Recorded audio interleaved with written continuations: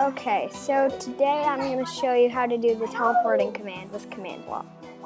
So first, how to get a command block is either type in slash or T, and you do slash GIVE, shift 2 at S, and then you do COMMAND underscore block. And then it gives you a command block.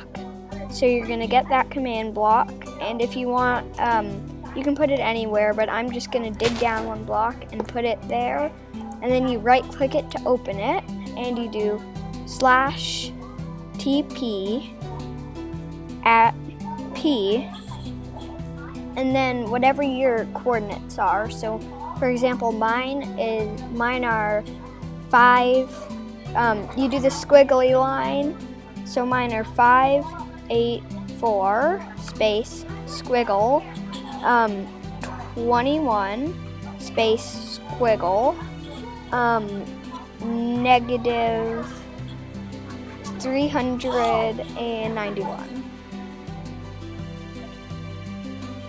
Okay, and then it should be good. And then when you put a button on, you do shift, control, and then you right click, and it does, and then it puts it down for you. Then you right click the button, and then it teleports me to that place.